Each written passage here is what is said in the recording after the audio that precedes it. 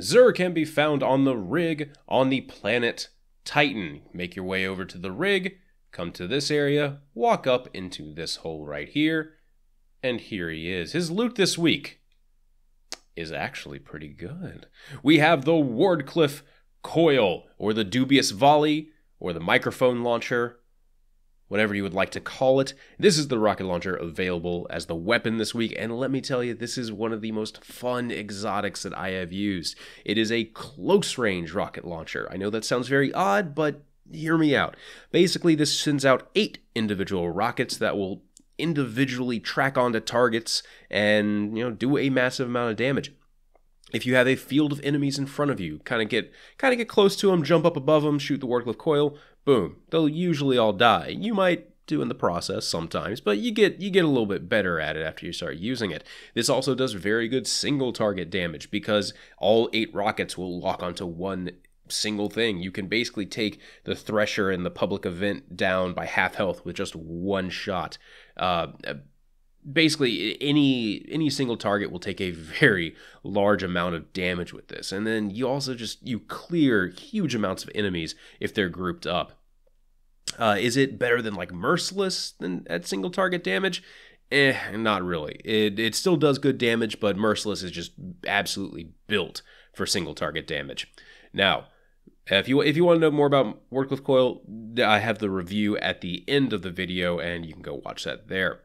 Now we have Foe Tracer as the Hunter Exotic Helmet. This is probably one of the top Hunter exotics, in my opinion, from what I've used. The Foe Tracer will allow you to track targets. So let me actually, I have it equipped right now, so I can maybe show you real quick.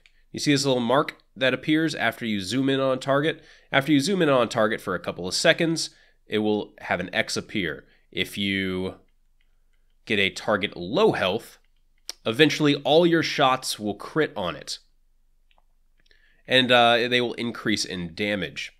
The damage increase starts at about a quarter to a third health left, and the damage increase will ramp up from 1% to about 25%. I haven't been able to get the exact damage numbers quite yet. I just haven't taken the time to do it, but it gives at least a 20% damage upgrade towards the end of the damage boost as the target's health gets very low.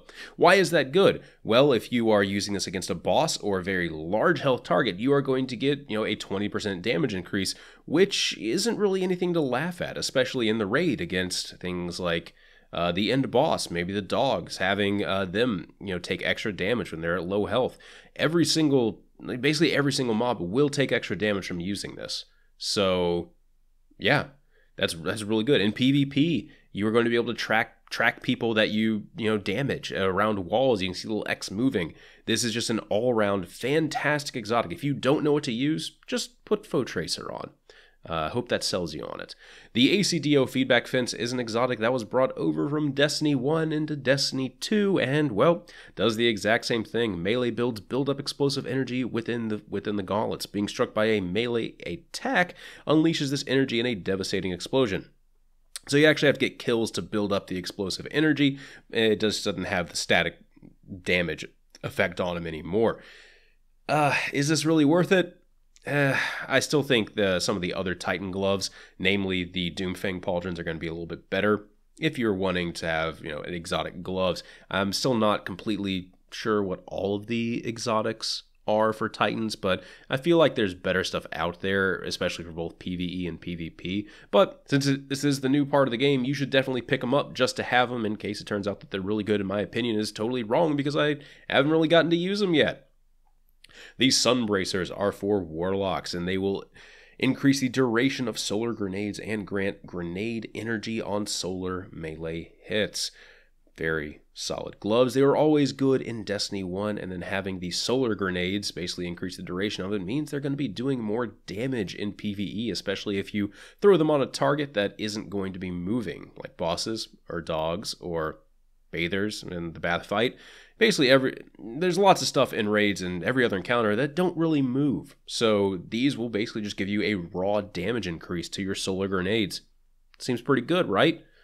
As far as other exotics that you could use, I'm really not too familiar with some of them. on Warlocks yet. I haven't even made and leveled my Warlock, but there's the sun bracers. Use them if you want to. You should probably buy them just so you can have them.